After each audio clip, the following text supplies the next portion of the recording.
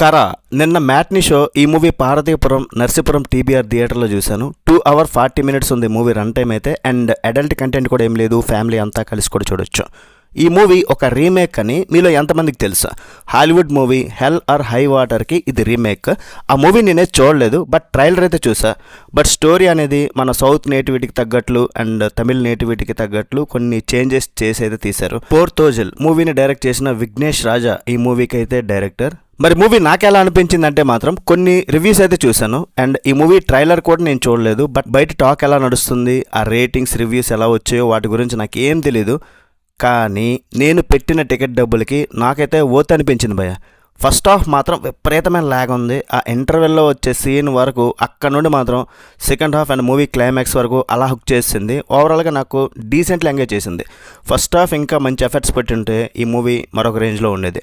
మీకు థ్రిల్లర్స్ అంటే ఇష్టం, హీస్ట్ సినిమాలు అంటే ఈ బ్యాంక్ రాబరీ అలాంటి సినిమాలు, police cat and mouse game ఇలాంటివి ఇష్టం అనుకుంటే మాత్రం, ఆ డ్రామా ఇష్టం అనుకుంటే మాత్రం మీరు ఖచ్చితంగా వాచ్ చేయొచ్చు. లోకల్ మనీ హీస్ట్కి కొంచెం ఒక మెసేజ్ కలిపి ఒక రాబిన్హుడ్ మూవీ తీస్తే ఎలా ఉంటుందో అలా ఉందన్నమాట. 1991లో స్టోరీని సెట్ చేసి బ్యాంక్ వాళ్ళు రైతుల దగ్గర నుండి ఎలా వడ్డీలు వసూలు చేస్తున్నారు అండ్ రైతులు పడే కష్టాలు, హీరో దొంగ అవడానికి రీజన్ ఏంటి, ఇవన్నీ కూడా మీరు ఈ మూవీలో అయితే చూస్తారు. ఫస్ట్ హాఫ్ భయ్య విపరీతమైన ల్యాగ్. అసలు ఫస్ట్ 45 minutes ఎంత ల్యాగ్ అంటే అసలు ధనుష్ కొత్త సినిమాకి వచ్చానా లేదంటే ఇడ్లీ కొట్టు సినిమా మళ్ళీ ప్లే అవుతుందా అన్నంత రేంజ్లో ఒక డౌట్ వచ్చింది. బయట జనాలు అయితే థియేటర్లో ఉన్న వాళ్ళు కొంతమంది ఉంటారు కదా, బ్యాక్ సైడ్ అరే అరే అరే అరే అని అరుస్తున్నారు అనమాట. ఆల్మోస్ట్ సినిమా ఇంటర్వెల్కి వచ్చేస్తుంది, ఎప్పుడురా అంతలా వెయిట్ చేయించారు. హీరోకి పెద్ద ఎలివేషన్లు ఏం లేవు. ఆ ఫాదర్ కొడుకు సెంటిమెంట్ నడుస్తూ ఉంటుంది, హీరోయిన్తో సెంటిమెంట్ నడుస్తూ ఉంటుంది. ఇట్లా సీన్స్ ఆల్రెడీ చూసాం కదా చాలా సినిమాల్లో అనేలా ఉన్నాయి. బట్ అక్కడ స్టార్ట్ అయింది భయ్య. ప్రీ ఇంటర్వెల్ నుండి వాళ్ళు బ్యాంకులు దోచుకోవడానికి వేసే స్కెచ్ కానీ, అక్కడ నుండి ఇంటర్వెల్లో ఆ బ్యాంక్ హేస్ట్ సీను, అక్కడ నుండి ఇంటర్వెల్ వరకు కూడా ఎక్కడికో గ్రాఫ్ వెళ్ళిపోద్ది. ఆ pre interval and interval block అయితే మట్టి పోగొట్టే రేంజ్లో ఉంది. థియేటర్లో విజిల్స్ వేశారు ఆ సీన్స్కి అయితే. ఇక సెకండ్ హాఫ్ మొత్తం total fire mode activated. Interval తర్వాత పోలీసులకి హీరోకి మధ్య జరిగే మైండ్ గేమ్ కానీ, ఆ చేజింగ్ సీన్స్, స్క్రీన్ ప్లేని చాలా టైట్గా ఉంచేస్తాయి. యాక్షన్ లేకుండా ఆ క్లైమాక్స్ అయితే బాగా ఎంజాయ్ చేశారు. ఫైట్స్ కూడా పెద్ద పెట్టలేదు, ఒకటే ఫైట్ ఉంది.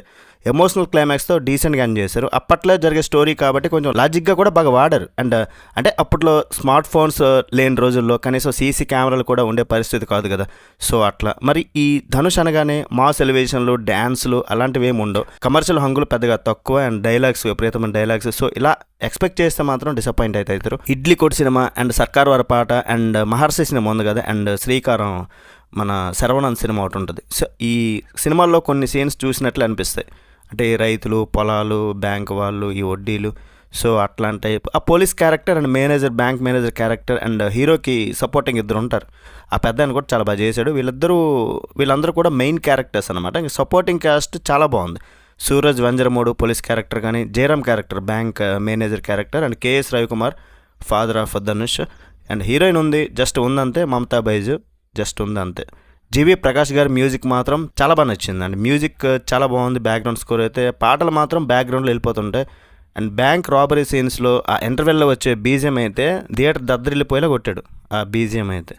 తేని ఈశ్వర్ సినిమాటోగ్రఫీ, ఆ 1991 ఆ విలేజ్ వాతావరణాన్ని మాత్రం చాలా రస్టిక్గా చాలా బాగా చూపించారు. ప్రొడక్షన్ వాల్యూస్ కూడా చాలా రిచ్గా ఉన్నాయి. సో ఫైనల్గా చెప్పాలంటే మాత్రం ఈ మూవీ గురించి ఫస్ట్ హాఫ్ కొంచెం ల్యాగ్ ఉంది, బట్ ఇంటర్వెల్ నుండి సినిమా ఊపందుకుంటుంది. హీస్ట్ సినిమాలు, థ్రిల్లర్స్ అంటే ఇష్టం ఉన్న వాళ్ళు డెఫినెట్లీ ఒకసారి చూడొచ్చు ఈ మూవీని అయితే. ఓవరాల్గా రేటింగ్ ఎంత ఇస్తారంటే మూవీకి 3/5.